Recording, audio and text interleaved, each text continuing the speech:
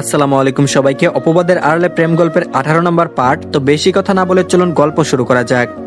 অদিতি বলল, মা এই গয়নাগাটি খুলে ফেলবো, আমার অসহ্য লাগছে। ফাহিমা কিছু একটা ভাবলেন, তারপরে বললেন, মেহমানরা আছে বাইরে, আরো কিছু সময় পরে থাক। অদিতি অবাক হলো, মায়ের চোখ মুখ সুবিধার লাগছিল না, মনে হচ্ছিল কিছু একটা লুকাচ্ছে। এখনো এগুলো আর পরে রাখার মানে কি? তবু অদিতি বরাবরই বাধ্যগত মেয়ে, ও সেভাবেই গয়নার শাড়ি পরে থাকলো। ফাহিমা কাপড় ভাঁজ করে সেগুলো হাতে নিয়ে তোফাজ্জলের রুমে ঢুকলেন। তোফাজ্জল সবে ফোন কেটেছেন, উনি বিছানার উপর বসে আছেন, কিছু একটা ভাবছেন যেন।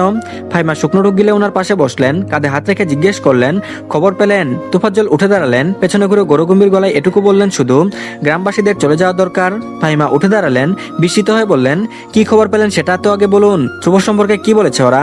তোফাজ্জল উত্তর দিলেন না, পাঞ্জাবি ঠিক করে বাইরে বেরিয়ে এলেন। ফাহিমা দাঁড়িয়ে রইলেন সেভাবেই। ধ্রুব তোফাজ্জলকে দেখে ইফাজকে রেখে উঠে দাঁড়ালো, ওর ভ্রু কুচকানো। তোফাজ্জলকে দেখে সুবিধার লাগছিল না। তোফাজ্জল সবার দিকে চেয়ে পুরনো সড়ক ভাবগম্ভীর কণ্ঠে বললেন, খাওয়া দাওয়া শেষ হলে আপনারা বাড়ি গিয়ে বিশ্রাম নিন। মেহমানদের মধ্যে এটা শুনে কিছুটা শেরগোল পড়ে গেল হঠাৎ। তোফাজ্জল সেটা দেখে বললেন, আমার মেয়ের পড়াশোনা শেষ হয়নি, তাই আমি নিজে এই বিয়েতে মানা করে দিয়েছি। আমার মেয়ে রাজি না এই বিয়েতে, আমার মেয়ের ইচ্ছায় আমার ইচ্ছা। কথাগুলো শুনে ধ্রুব আহাম্মকের নেই তোফাজ্জলের দিকে তাকিয়ে রইল। উনি কবে থেকে সন্তানদের ইচ্ছা অনিচ্ছার মূল্য দেওয়া শুরু করেছেন? আজ কেন যেন তোফাজ্জলকে দেখে স্বাভাবিক লাগছিল না। অদিতি ঘর থেকে এসব কথা শুনে খুশিতে মুখে চাপা হাত দিয়ে পালঙ্কে বসে পড়লো। ওর চোখে জল জমে গেছে রীতিমতো। তোফাজ্জলের এমন কথা ওর নিজেরই বিশ্বাস হচ্ছে না। ফ্রুকুচকে আছে এখনো, ওর এসব কাণ্ড বিশ্বাসযোগ্য লাগছে না মোটেও। তোফাজ্জল নিজের সন্তানদের ইচ্ছাকে এত দাম দেন না, অথচ গ্রামবাসীকে এমন ভাবে বললেন যেন উনি একজন আদর্শবাব। শেষমেশ মেহমানরা চলে গেল সবাই। তোফাজ্জল ইফাজকে ধ্রুবর কাছ থেকে টেনে নিয়ে ঘরে ঢুকে ঘরের খিল দিলেন। ধ্রুব বাইরেই দাঁড়িয়ে রইল তখনও। ঘরে ঢুকে ধ্রুব সোজা ইমনকে কল দিলেন। ইমন সবাই বাইরে থেকে ফিরে নিজের ঘরে ঢুকছিল। ধ্রুবর কল পেয়ে ফোন লাউড স্পিকারে দিয়ে ও শার্ট খুলতে খুলতে বলল, কিরে ঘটনা কদ্দূর? ধ্রুব কিছুটা চিন্তা নিয়ে বলল, ডোন্ট নো, আমার অদিতির বাবাকে সুবিধা লাগছে না। ইমন গা থেকে টি শার্ট খুলতে খুলতে অবাক হয়ে বলল, ওই বেটা কি তোর অ্যাক্টিং ধরে ফেললো নাকি? ধ্রুব কোমরে হাত দিয়ে ভাবুক গলায় বলল, জানি না, আমার সন্দেহ হচ্ছে, মনে হচ্ছে উনি ভেতরে ভেতরে তালগুল কিছু একটা পাকাচ্ছেন। ইমন এবার হেসে বলল, তোর শ্বশুর তো তোর মতোই ক্রিমিনাল মাইন্ডের, জমবে ভালো তোদের। ধ্রুব ভ্রু কুচকালো, চূড়ান্ত বিরক্ত হয়ে বলল, হয়েছে মজা করা, এখন আমাকে আইডিয়া দে কি করবো এখন। ইমন গালচুলকে বিভ্রান্তি নিয়ে বলল, তুই তোর নিজের মতো কাজ চালিয়ে যা, এন্ড ওনাদের প্রতিক্রিয়া দেখে যা, আমার কেন যেন মনে হচ্ছে রেজাল্ট পজিটিভ। ধ্রুব ভ্রু বাঁকিয়ে বলল, বাট আমার তো মনে হচ্ছে না। ইমন ভ্রু বাঁকিয়ে বলল, তুই আমার কথা মতো কাজ কর, এটা তো মাত্র ডোজ নাম্বার 1 দিলি, বাকিগুলো ধীরে ধীরে সময় মতো দিয়ে দিবি, এখন আরাম করে ঘুমাম। তারপর আবার ইমন জিব্বা কামড়ে বলল, ও সবে মাত্র 10টা বাজে, তুমি তো আবার রাত 4টা না বাজলে ঘুমাও না, আচ্ছা বাই তাহলে। ধ্রুব ফোন কেটে দিল, তারপর সেটা টেবিলের উপর রেখে বিছানায় বসলো, দু হাতে মাথার চুল খামচে ধরে মাথা নিচু করে বসে থাকলো। তোফাজ্জল ওই দিন রাতভর চিন্তায় ছিলেন। যে খবর দিয়েছে তার মতে ধ্রুব বরিশালে থাকে, ভালো মাল্টি ন্যাশনাল কোম্পানিতে ফটোগ্রাফির কাজ করে, মাসে 34,000 টাকা স্যালারি, ছেলে ভালো, বাবা মা দুজনেই অবসরপ্রাপ্ত শিক্ষক, ভালো পরিবার। অদিতির জন্য এমন ছেলে ভাবাই যায়। তোফাজ্জল সেদিন পুরোটা রাত ঘুমাতে পারলেন না, শুধু ভাবলেন ধ্রুবর সম্পর্কে। গ্রামের লোকদের যে হিংসা প্রতিশোধ পরায়ণতার নজর তার পরিবারের উপর পড়েছে, তাতে যে কেউ যে কোনো ষড়যন্ত্র করে ফেলতে পারে। তোফাজ্জলের উচিত দ্রুত অদিতির বিয়ে দিয়ে দেয়া। গ্রামের লোকদের থেকে নিজের সম্মান রাখতে এছাড়া আর কোনো উপায় নেই। তবে যে ছেলের কাছে তিনি খবর নিয়েছেন সে 8 ঘন্টার ভেতর দ্রুত ধ্রুবর সম্পর্কে সব বলে দিল, ও যেন পূর্ব থেকেই সব জানতো। ব্যাপারটা একটু খটকা লাগলেও পরে মনের ভুল ভেবে এড়িয়ে গেলেন উনি। তোফাজ্জল রাতের শেষ প্রহরে সিদ্ধান্ত নিলেন, তিনি ধ্রুবর সঙ্গে কথা বলবেন, অদিতির কথাও তুলবেন। ধ্রুব যদি ভালো ছেলে হয় তাহলে তার ভদ্র শান্তশিষ্ট মেয়ে অদিতির জন্য মন্দ হবে না। সকালে আগের মতো ধ্রুব সকাল সকাল উঠলো। ঘড়ির কাঁটায় তখন সবেমাত্র 8টা। ধ্রুব খেতে বসেছে, পাশে তোফাজ্জল বসা। তোফাজ্জল গাঢ় চোখে তাকে নজরে রাখছেন। ধ্রুব ফাহিমার সঙ্গে মন খুলে গল্প করছেন, ইফাজের সঙ্গে টুকটাক কথা চালাচ্ছে। তোফাজ্জল ওই দিন সারাদিন ধ্রুবকে নিয়ে নিজের চোখে দেখলেন, তার চলাফেরা, কথাবার্তার ধরন, গ্রামের লোকদের সঙ্গে ব্যবহার, সবকিছু দেখলেন। এসব দেখে তিনি এ পর্যায়ে সন্তুষ্ট হলেন এবং সিদ্ধান্ত নিলেন ধ্রুব অদিতির জন্যই উপযুক্ত। পরদিন সকালে তোফাজ্জল ঘুম থেকে উঠে ধ্রুবর বাংলোর সামনে গিয়ে দাঁড়ালেন। ধ্রুব তখন রুমে ফোনে ইমনের সঙ্গে কথা বলছিল। তোফাজ্জল ঘরে পায়চারি করতে করতে ভাবছেন ধ্রুবর সামনে কথাটা কিভাবে তুলবেন। ফাহিমা কাপড় মিলে দিতে দিতে উঠানে স্বামীকে উসখুস করতে দেখে এগিয়ে গেলেন উনার পাশে। উনার দ্বিধা দূর করার জন্য বললেন, এত কি ভাবছেন, বলে ফেলুন, মেয়ের জন্য ভালো পাত্র পেলে আমাদের ইগো সরিয়ে বলতে দুষ্কিম। তোফাজ্জল ফাহিমার দিকে তাকিয়ে কিছুটা অন্যমনস্ক ভাবে বললেন, ধ্রুবকে কি আমরা নিজেদের ভুল ভেবে নিচ্ছি না তো? ও যদি। ফাহিমা তার কথা থামিয়ে বললেন, অমন কিছুই না, আপনি যান, কথা বলুন, আপনার বিচার কখনো ভুল হয় না। তোফাজ্জল ফাহিমার কথোপকথন দূর থেকে শুনে ইফাজ এক দূরে অদিতির ঘরে গেল। অদিতি তখন নিজের বিছানা গোছাচ্ছিল। ইফাজ গিয়ে বিছানার উপর লাফিয়ে পড়লো। ঝাড়ু হাতে অদিতি রেগে গেল, রাগ দেখিয়ে বলল, মাত্র বিছানা গুছিয়েছি, ময়লা করে ফেলবি, উঠ বিছানা থেকে। ইফাজ দ্রুত ভ্রু নাচিয়ে নাচিয়ে বলল, যা বলতে এসেছি না, শুনলে তুমি আমাকে কুলে তুলে নাচবে। অদিতি বিরক্ত হয়ে বলল, কি খবর? ইফাজ ঠোঁট বাঁকিয়ে বলল, আগে চকলেট দাও তারপর বলবো। অদিতি পাত্তা দিল না। ইফাজ বোধহয় আবারও ঢপ মারছে। ও ঝাড়ু দিয়ে বিছানার আরেক পাশ ঝাড়তে ঝাড়তে বলল, আমার কাছে চকলেট নেই, ভাগ এখান থেকে। ইফাজ এবার অদিতির কাছে ঝুঁকে ফিসফিস করে বলল, তোমার আর ধ্রুব ভাইয়ের নামে খবর আছে গো, খবর আছে।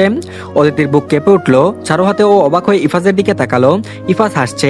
অদিতি ফাঁকা ঢুক গিলে আশেপাশে কেউ আছে কিনা দেখে নিল।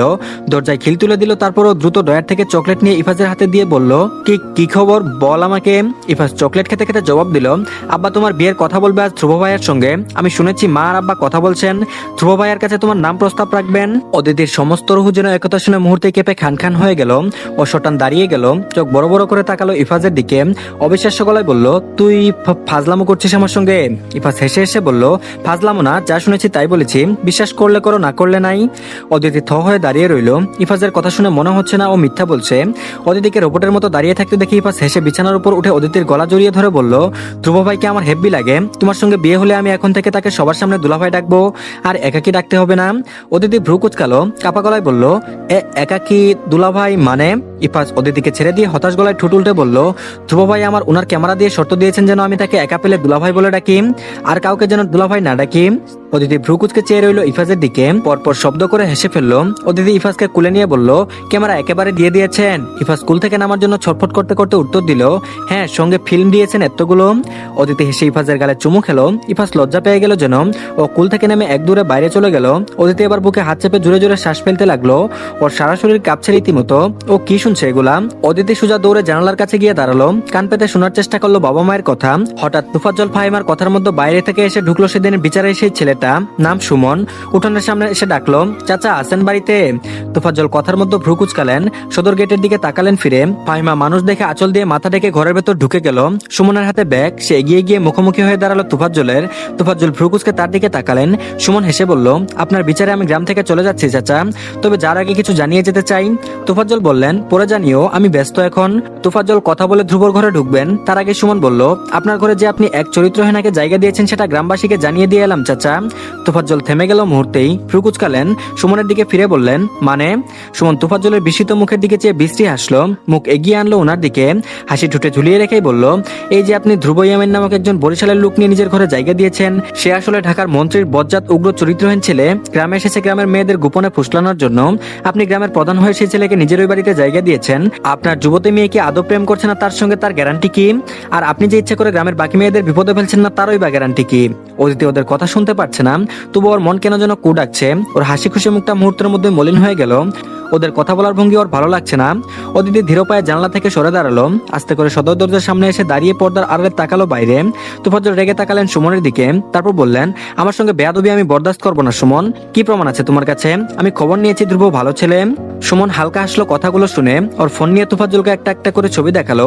তুফাজ্জল দেখলেন ধ্রুব একটা নীল শাড়ি পরা মেয়েকে জড়িয়ে ধরে আছে, যার মুখ দেখা যাচ্ছে না, শুধু পেছনের দিকে দেখা যাচ্ছে। পরের ছবিতে ধ্রুব ওই মেয়ের কপালে চুমু খাচ্ছে, আরেক ছবিতে ধ্রুব ওর মেয়ের গালে চুমু খাচ্ছে। এসব দেখে তুফাজ্জলের মাথায় রীতিমতো বাজ পড়লো। অদিতি দূর থেকে এসব ছবি দেখে আটকে উঠে মুখে হাত চেপে সরে গেল দুকদম। এটা তো ওর ছবি, ওর কিডন্যাপের দিনের ছবি। এটা সুমন ভাইয়ের হাতে কি করে এলো? অদিতির ঘাম ছুটে গেছে মাথার দিকে। কি হচ্ছে সামনে? এসব আন্দাজ করতে পারছে এক্ষুনি। অদিতির শ্বাস প্রশ্বাস এলোমেলো হয়ে গেল। ধ্রুব কোথায় এই মুহূর্তে? তুফাজ্জল হতভম্ব হয়ে গেলেন ছবিগুলো দেখে। উনি এবার চেঁচিয়ে ডাকলেন, ধ্রুব বাইরে বেরো। ধ্রুব রুমে ইমনের সঙ্গে কথা বলছিল। তুফাজ্জলের হাক ডাক শুনে ও দ্রুত ফোন কেটে ভদ্র ছেলের মতো শার্ট ঠিকঠাক করে বেরিয়ে বাইরে এলো। তুফাজ্জলের পাশে সুমনকে বিশ্রী হাসি হাসতে দেখে ধ্রুব ভ্রু কুচকে তাকালো। তুফাজ্জল সুমনের ফোন নিয়ে ধ্রুবর সামনে দাঁড়ালেন। শুরুতে জিজ্ঞেস করলেন, তুমি কোথায় থাকো? ধ্রুব থমকালো। এই ধরনের প্রশ্ন এখন হুটহাট করার মতো নয়। ধ্রুব চুপ করে আছে দেখে তুফাজ্জল রেগে বললেন, কোথায় থাকো তুমি? আমার বাড়িতে কি উদ্দেশ্যে এসেছো? ধ্রুব মাথা বাঁকিয়ে দূরে অদিতির হতভম্ব ভয়ার্ত চোখের দিকে তাকালো। অদিতির চোখ মুখ ছিল চূড়ান্ত ভয়ার্ত। ও ধ্রুবর দিকে চেয়ে শুকনো ঢুক গিলে চোখ নামিয়ে ফেললো। ধ্রুব বুঝতে পারলো ও ধরা পড়ে গেছে। ও শান্ত চোখে তুফাজ্জলের দিকে তাকালো। কণ্ঠটা বোধহয় একটু কাঁপলো। ও বলল, আমি ঢাকায় থাকি। তুফাজ্জল এবার যেন রেগে ফেটে পড়লেন। তারপর বললেন, ঢাকায় থাকো? ঢাকার মন্ত্রী বাবার বজ্জাত উগ্র একটা ছেলে এই গ্রামে ফষ্টি নষ্টি করার জন্য এসেছো? এর বাইরে আর কিছু বলার আছে তোমার? ধ্রুব রাগলো ভেতরে ভেতরে। আজ পর্যন্ত ওর সঙ্গে এতটা গলা উঁচু করে চিৎকার করে কথা বলার সাহস পায়নি কেউ। ধ্রুব দেয়নি কাউকে সেই সাহসটুকু, অথচ তুফাজ্জলকে যা তা গলায় বলে যাচ্ছেন। ধ্রুব রাগ নিয়ন্ত্রণ করে শান্ত গলায় বলল, আমি এমন ছেলে নয় আঙ্কেল। আমার মিথ্যা বলার কারণ ছিল। আপনি শান্ত হন, আমি এক্সপ্লেন করবো আপনাকে। তুফাজ্জল শুনলই না ধ্রুব কি বলল। উনি রেগে বললেন, কি এক্সপ্লেন করবে তুমি? এসব বলে সুমনের থেকে ফোন নিয়ে ধ্রুবকে ছবিগুলো দেখালেন। ধ্রুব ছবিগুলো দেখে ওর চোখ বড় বড় হয়ে গেল। এটা তো ওর আর অদিতির ছবি। ও হাম্মগের মতো দ্রুত মাথা তুলে দূরে অদিতির দিকে তাকালো। অদিতির চোখ টলমলে। অদিতি জানে যে এখানে কেটে ফেলে দিলেও এই মেয়েটা যে অদিতি সেটা স্বীকার করবে না, বরং নিজের ঘাড়ে নিবে চরিত্রহীনের অপবাদ। কিন্তু অদিতি জানে ধ্রুবর জীবনে অদিতি সর্বপ্রথম নারী। ধ্রুব অদিতির থেকে চোখ সরিয়ে ফেললো, মাথাটা নামিয়ে ফেললো, উত্তর দিল না কিছু। তোফাজ্জল বললেন, উত্তর দাও, আমার গ্রামে আমার ওই বাড়িতে তুমি মিথ্যা বলে থাকছিলে এতদিন, তোমার উদ্দেশ্য কি? তোফাজ্জল একটু থামলেন, অবিশ্বাস নিয়ে আবার বললেন, ধ্রুব তুমি কি নারী পাচার করো? ধ্রুব থমকালো, মাথা তুলে হতভম্ব হয়ে তাকালো তোফাজ্জলের দিকে। তারপর বলল, আমি এমন ছেলে নই, আমার ছবির এই মেয়েটাকে আমি ভালোবাসি, ব্যাস, আর কিছু না। আমাদের সম্পর্ক পবিত্র, ছবিতে যা দেখাচ্ছে আমাদের মতো তেমন কোনো নোংরা সম্পর্ক নেই। তোফাজ্জল চোখ বুজে শ্বাস ছাড়লেন, হেসে তাচ্ছিল্য করে বললেন, বুঝতে পারছি এ কেমন ভালোবাসা। এই মেয়ের বাপের জন্য আজ আমার আফসোস হচ্ছে। এলোমেলো শাড়ি পরে ঢলাঢলি করে তোমার সঙ্গে। দোষটা এই মেয়ের না, দোষটা ওদের বাবা মায়ের, যারা ওদের ঘরে একটা নোংরা মেয়ে পয়দা করেছে। ধ্রুব এবার আর নিজেকে একটু সামলাতে পারলো না, আঙুল দিয়ে চেঁচিয়ে উঠলো। তারপর বলল, এনাফ আঙ্কেল, আপনি আমাকে বাজে কথা বলার, খারাপ বলার, নষ্ট বলার যা ইচ্ছা বলুন। ওকে নয়, ওকে একদম নয়। আমি জানি ও কতটা পিওর একটা মেয়ে। আপনি জানেন না, কিচ্ছু জানেন না আপনি। তোফাজ্জল রাগের মাথায় কি বলেছেন উনি নিজেও জানেন না। মূলত উনি আহত হয়েছেন, উনার গৌরবাজ আহত হয়েছে। ধ্রুবকে এত ভালোভাবেন, উনার বিচার কখনো ভুল হয় না, সেটাই জানতেন উনি। আজ উনার চোখে বিচার নস্যাৎ প্রমাণিত হয়েছে। নিজের প্রতি নিজেরই ঘেন্না ধরে গেল তোফাজ্জলের। ধ্রুবর চোখ মারাত্মক লাল হয়ে আছে। যে কোনো মুহূর্তে ও তোফাজ্জলকে। ধ্রুব রেগে গিয়ে অদিতির দিকে তাকালো। অদিতি ততক্ষণে কেঁদে ফেলেছে। ফাহিমার চেঁচানো শুনে দৌড়ে এলেন বাইরে। ততক্ষণে যা ঘটার ঘটে গেছে। ধ্রুব নিজেকে শান্ত করলো শুধুমাত্র অদিতির চোখের পানি দেখে। শুধু অদিতির বাবা বলে ও নিজেকে ছোট করে বলল, একটা মিসআন্ডারস্ট্যান্ডিং হচ্ছে আঙ্কেল, আপনি রাগের মেজাজে আছেন, আমরা বসে কথা বলি প্লিজ। তোফাজ্জল থামলেন, শান্ত চোখে ধ্রুবকে দেখলেন, পরে সাপ সাপ জানিয়ে বললেন, তুমি আজকে এই গ্রাম থেকে এক্ষুনি এই মুহূর্তে চলে যাবে, তোমার ব্যাগপত্র গুছাও। ধ্রুব এবার যেন মারাত্মক অধৈর্য হলো, অস্থির ভঙ্গিতে এগিয়ে এলো 2 কদম। তারপর বলল, আঙ্কেল আমি এক্সপ্লেন করবো সব, প্লিজ আমাকে জাস্ট 2 মিনিট সময় দিন। অদিতি শুধু তাকিয়েছিল ধ্রুবর দিকে। ধ্রুব যে জীবনেও কারো কাছে মাথা নত করে, কাউকে অনুরোধ করে কিভাবে শিখেনি, আজ অদিতির জন্য কারো সামনে মাথা নত করলো। অদিতি এসব দেখার আগে কেন ধ্রুবকে রাগ দেখিয়ে চলে যেতে বললো না, কেন ধ্রুবকে নিজের লাইফে আসার জন্য লাই দিল। বড্ড আফসোস হচ্ছে অদিতির। অপরাধ অদিতির গা জ্বলে উঠলো যেন। ও মাথা নাড়িয়ে টলমলে চোখে চেয়ে বিড়বিড় করে বলল, চলে যান ধ্রুব, চলে যান, আর কত অপমান সইবেন। তো ধন্যবাদ সবাইকে, এই পার্টটি এই পর্যন্তই। সবাই প্লিজ ভিডিওতে একটা লাইক দিন, আর পরবর্তী পার্টও দিয়ে দেওয়া হয়েছে, সবাই দেখে নেবেন। আর সবাই প্লিজ চ্যানেলটিকে সাবস্ক্রাইব করে দিন। ভালো থাকবেন সবাই, আল্লাহ হাফেজ।